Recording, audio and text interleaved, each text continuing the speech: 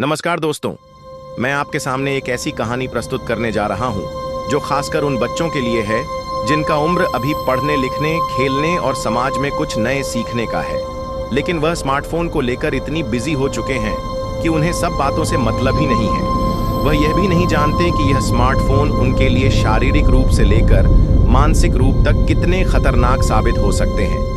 तो हमारा यह निवेदन है कि यह कहानी को अंत तक जरूर देखें तथा यह कहानी आप लोगों को अच्छी लगे हो तो कृपया हमारी इस वीडियो को लाइक एवं हमारे चैनल AVR स्टोरीज 108 को सब्सक्राइब जरूर करें ताकि हमारा अगला वीडियो आप तक पहुंचे। धन्यवाद। परियों की जादुई दुनिया में सिंड्रेला नाम की एक चुलबुली और समझदार परी रहती थी। वह बहुत ही दयालु और बुद्धिमान थी। एक दिन उसने सोचा, पृथ्वी पर बच्चों की दुनिया कैसी होती होगी? वे क्या करते हैं? क्या वे परी लोक की कहानियों को पढ़ते हैं? अपनी जादुई छड़ी घुमाकर उसने एक चमचमाता स्मार्टफोन बनाया। जैसे ही उसने फोन का स्क्रीन ऑन किया, उसे बच्चों की दुनिया दिखाई देने लगी। वह बहुत उत्साहित थी, लेकिन जल्द ही उसकी खुशी चिंता में बदल गई। सिंड्रेला ने देखा कि पहले जहां बच्चे पार्क में दौड़ते, खेलते और कहानियों की किताबें पढ़ते थे, अब वे अपने अपने स्मार्टफोन में गुम हो गए थे। राहुल, जो पहले फुटबॉल का चैंपियन था, अब घंटों मोबाइल पर वीडियो गेम खेलता था। सिया, जिसे कहानियों की किताबें पढ़ने का बहुत शौक था, अब सोशल मीडिया पर वीडियो देखने में व्यस्त थी। अजय और रोहन, जो पहले हर शाम साइकिल चलाने जाते थे, अब अपने अपने फोन पर चैट करने में लगे रहते थे। यह देखकर सिंड्रेला को बहुत दुख हुआ। उसने देखा कि बच्चों की आंखें लाल हो गई थीं, उनकी पढ़ाई कमजोर हो रही थी और वे असली दुनिया से कटते जा रहे थे। सिंड्रेला सोचने लगी, अगर यह ऐसे ही चलता रहा तो बच्चे खेलना, कूदना और सीखना भूल जाएंगे। यह स्मार्टफोन तो इनके लिए जादू की छड़ी की तरह काम करना चाहिए था, लेकिन यह तो इनका समय ही खा रहा है। अब वह कुछ बदलाव लाने के बारे में सोचने लगी। उसे एक कमाल का आइडिया आया। वह अपने जादुई स्मार्टफोन से कुछ ऐसा करने वाली थी जिससे बच्चे खुद स्मार्टफोन का कम इस्तेमाल करने लगे। सिंड्रेला ने अपनी जादुई छड़ी उठाई और मुस्कुराते हुए कहा, अब कुछ मजेदार होने वाला है।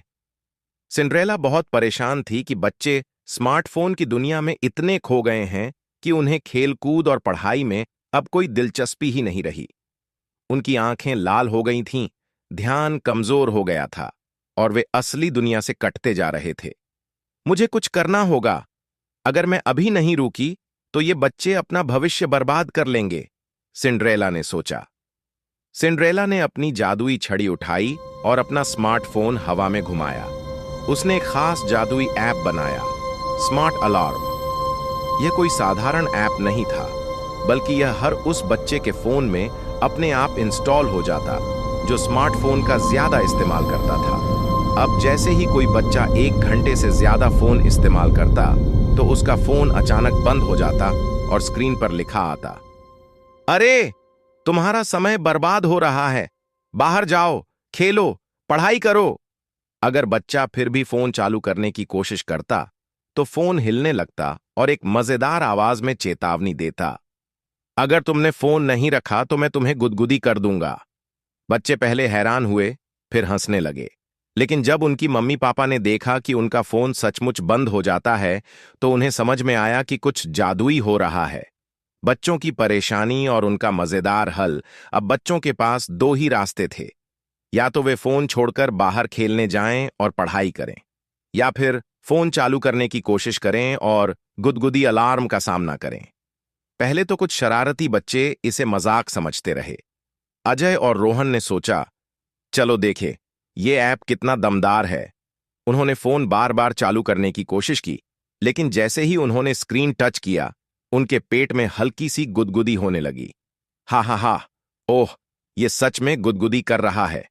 अब तो वे हंस हंस कर लोटपोट हो गए और फोन को दूर रख दिया।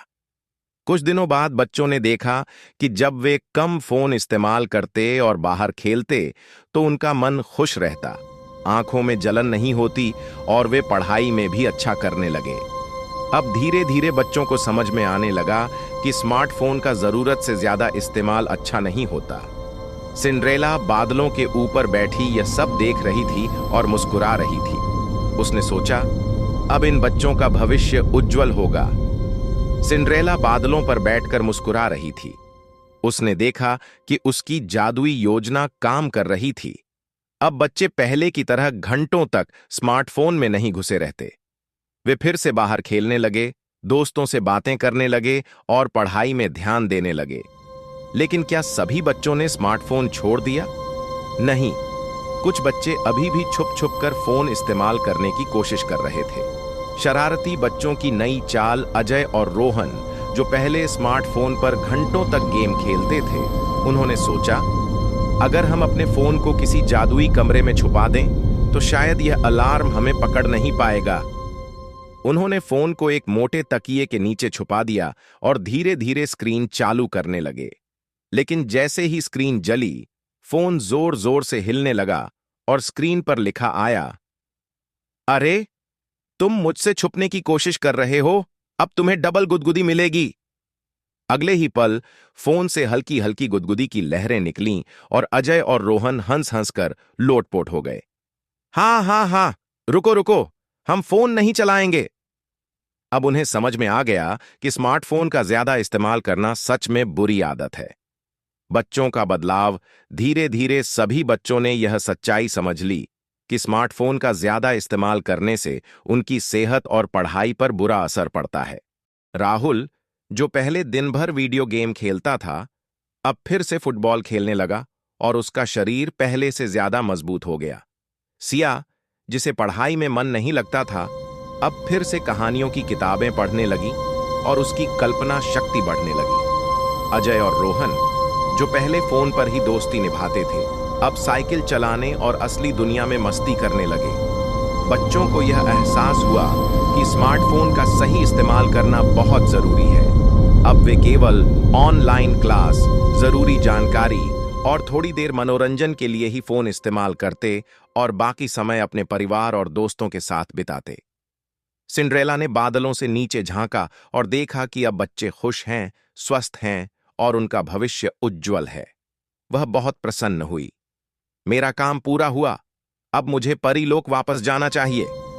उसने अपनी जादुई छड़ी उठाई, एक आखिरी बार पृथ्वी की ओर देखा और मुस्कुराते हुए परीलोक लौट गई। लेकिन जाते जाते उसने बच्चों के दिल में एक छोटा सा संदेश छोड़ दिया। स्मार्टफोन हमारा दोस्त है, लेकिन जब हम इसे जरूरत से ज्यादा इस्तेमाल करते हैं तो यह हमारा सबसे बड़ा दुश्मन बन सकता है। इस कहानी से हमें यह सीख मिलती है कि स्मार्टफोन का इस्तेमाल जरूरी है, लेकिन सही तरीके से। अगर हम सारा दिन फोन में लगे रहेंगे तो हम अपने खेल, पढ़ाई और असली दोस्तों से दूर हो जाएंगे। हमें स्मार्टफोन को सिर्फ सीखने और मनोरंजन के लिए सीमित समय तक ही इस्तेमाल करना चाहिए। अब सवाल यह है, क्या आप भी स्मार्टफोन को सही तरीके से इस्तेमाल करेंगे? कहानी को पूरा देखने के लिए धन्यवाद।